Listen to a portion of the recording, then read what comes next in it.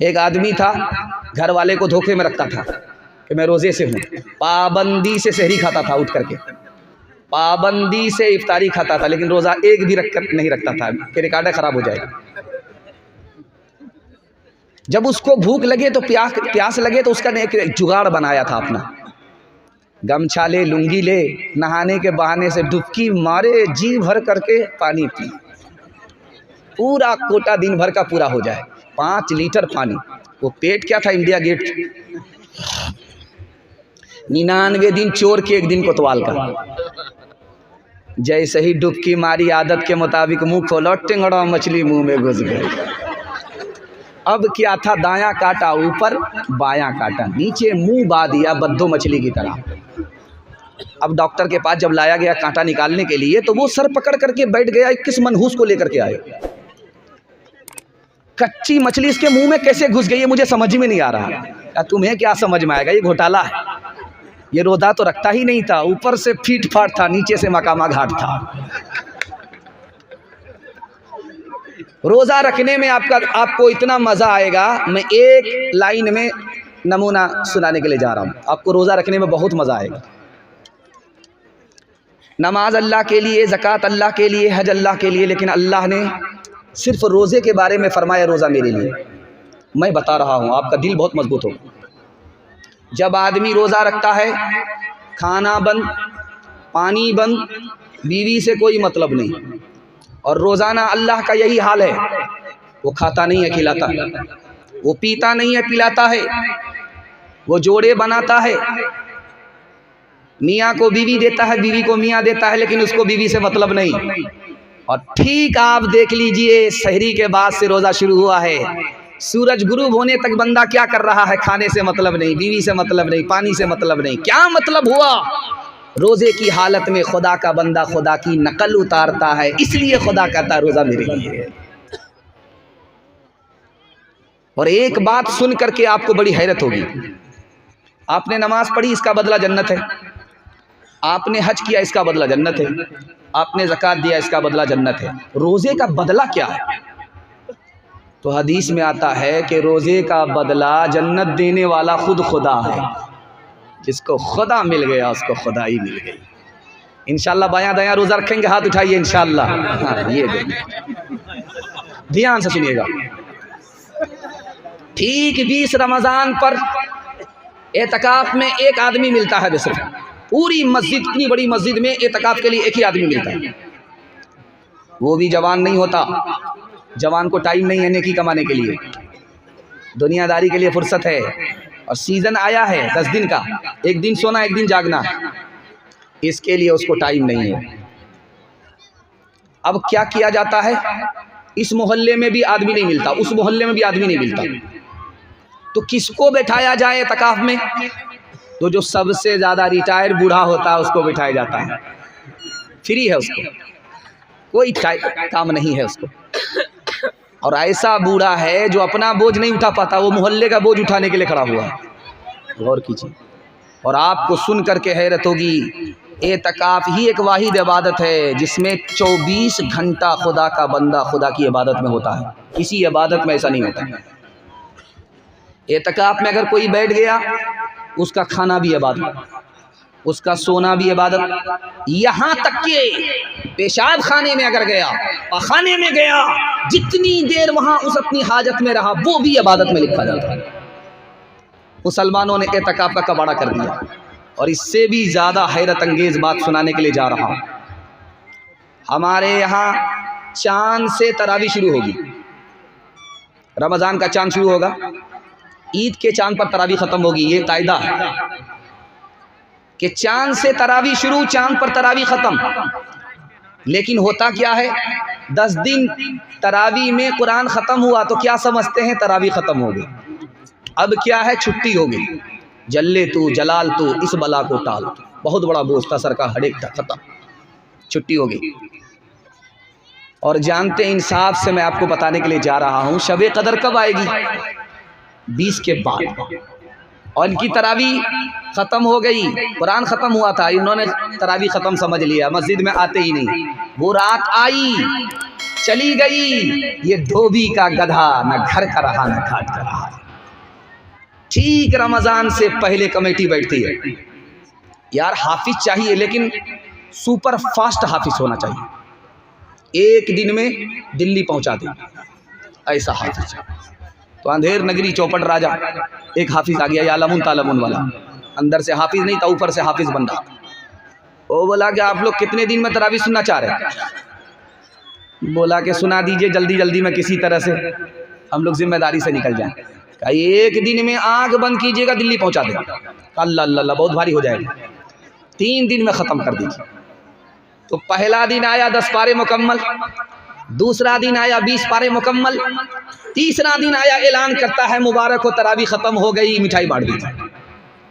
एक आदमी उसमें समझदार था, उसको सूरह यासीन याद थी, वो खड़ा हुआ, कहा हाफिज साहब हमको तो आपका घोटाला समझ में आ रहा है, आप यालमुन तालमुन करके अड्डा तड़प करके दिल्ली पहुंचे, आपने तरावी सुनाई नहीं है।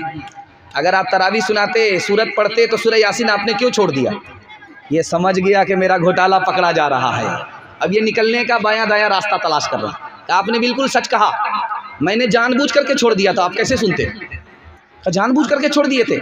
सूरह यासीन मुर्दा पर पढ़ी जाती है, जिंदा पर पढ़ी नहीं जाती है। जैसे ही मैं सूरह यासीन की तिलावत करता, आप पीछे खड़े होते, सब के सब मर जाते, इसलिए छोड़ दिया था। तोहफा ये मुसलमान को, तोहफा ये मुसलमान को, रमज़ान मुबारक हो। तोहफा ये मुसलमान को लेकर ये आ गया है, बेशुमार बरकतें दिन रात बरसती है, अल्लाह की नेमतें, अल्लाह का तुम्हें ये एक मेहमान मुबारक हो। तोहफा ये मुसलमान को कर लूं मैं ज़ुबार, नजरों की हिफाजत कर लूं मैं इबादत, और कुरान की तिलावत पढ़ते हैं तरावी हम, पढ़ते हैं तरावी हम, पढ़ते हैं तरावी हम, कुरान मुबारक हो। तोहफा ये मुसलमान को। इंशाअल्लाह चांद से तरावी शुरू करेंगे, चांद पर तरावी ख़त्म करेंगे। हाथ उठाइए इंशाअल्लाह। 20 दिन में ज़रूरी मजबूरी में छुट्टी करके बैठ जाएंगे, हाथ उठाइए इंशाअल्लाह। है नौजवानों के हवाले से पैगाम आ रहा है। उसके बाद बेटा नाफरमान हो गया, बाप का कसूर था, इसके हवाले से पैगाम आएगा। उसके बाद सीधे माँ बहन तक मैं पहुँचूँगा। आप लोग मुकम्मल सुनेंगे, सुनने के लिए तैयार हैं? दोनों हाथ उठा दीजिए इंशाअल्लाह। बहन से ज़्यादा साली पर मेहरबान होंगे, हाथ उठाइए इंशाअल्लाह। खैर ध्यान से सुनिएगा, जवानों के हवाले से आ रहा। हमारा जवान कहाँ है, कहाँ पहुँच गया है, खून के आंसू आप रोने पर मजबूर हो जाएंगे, आपके पैर के नीचे से ज़मीन निकल जाएगी। हमारा जवान कहाँ है? 1956 में फ्रांस ने एक रिपोर्ट जारी किया और कहा कि 1 साल में 15,000 जवान दारू पीने की वजह से मर जाते हैं। अब गौर कीजिए, दारू पीने की वजह से इंतकाल किया, ठिकाना कहाँ होगा? दूसरी बात, 1977 में अमेरिका ने रिपोर्ट जारी किया कि मेरे मुल्क में 3,87,00,000 लोग बीमार पड़े, उसमें सबसे ज़्यादा बीमार दारू पीने की वजह से जवान थे। दारू की वजह से आदमी बीमार हो जाता है, दारू की वजह से बीमार होकर के आदमी मर जाता है। और एक लाइन में आपको शराब की बुराई आपकी आंखों के सामने रखने के लिए जा रहा हूँ, सिर्फ पट्टी हटाऊंगा। आप अक्लमंद आदमी हैं, समझदार आदमी, इंशाल्लाह आज के बाद ठोकर नहीं खाएंगे। मरने का वक्त है, मुंह पर कलमा नहीं आ रहा, ज़बान पर कलमा नहीं आ रहा। उस्ताद आगे का बेटा क्या गुनाह किया है याद करो। का हुजूर कोई गुनाह याद नहीं आ रहा है, एक गुनाह था, साल में एक बार डॉक्टर के कहने की वजह से दारू पी लेता था। अगर दारू नहीं पियोगे इलाज नहीं होगा। उसी की नहूसत है कि लाख कोशिश कर रहा हूं, मरने का वक्त है, जबान पर कलमा जारी नहीं हो रहा। और दूसरी हालत दिखाने के लिए जा रहा हूं, जवान हमारा कहां है। 1967 में स्वीडन दुनिया का सबसे खुशहाल मुल्क है। अगर वहाँ 20 साल भी बैठ करके कोई खाए तो भी पैसा ख़त्म नहीं होगा। दुनिया का सबसे मालदार मुल्क। और उसमें होता क्या है, उस मुल्क में सबसे ज़्यादा खुदकुशी जवान करते हैं। अमेरिका दुनिया का सबसे ज़्यादा खुशहाल मुल्क है। हर 2 मिनट में 2 जवान खुदकुशी करते हैं। हर घंटे में एक की खुदकुशी मुकम्मल हो जाती है, एक को बचा लिया जाता है। ये खुदकुशी हो क्यों रही है?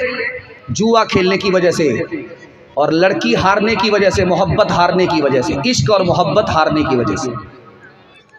एक जवान का रिकॉर्ड था, 19 घंटा जुआ खेलता रहा, 19 घंटा, 75 लाख रुपए हार गया। अब उसकी आंख के सामने अंधेरा आ गया, पैर उठ ही नहीं रहा। मारे शोक के रिवाल्वर निकाली, सर पर गोली ठोक दी, न इधर का रहा न उधर का रहा।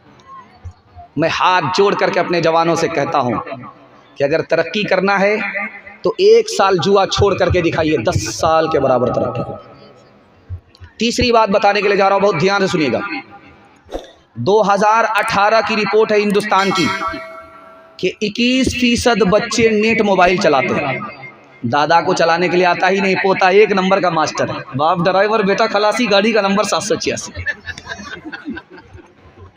21% बच्चे नेट मोबाइल चलाते हैं। पढ़ते कितना है, मोबाइल कितना देखते हैं, आपको रोना पड़ जाएगा। फी हफ्ता 16 घंटा स्कूल मदरसे में तालीम हासिल करते हैं, और मोबाइल कितना चलाते हैं, 22 घंटे। मेडिकल साइंस रिपोर्ट कह रही है जो बच्चे 1 घंटे से ज़्यादा नेट मोबाइल चलाते हैं उनका दिमाग अलग कमज़ोर होता है और दिल की अलग उसको बीमारी लगती है। बताइए, बच्चे को अगर आपने मोबाइल से नहीं बचाया तो आपका मुस्तकबिल भी तबाह हो जाएगा।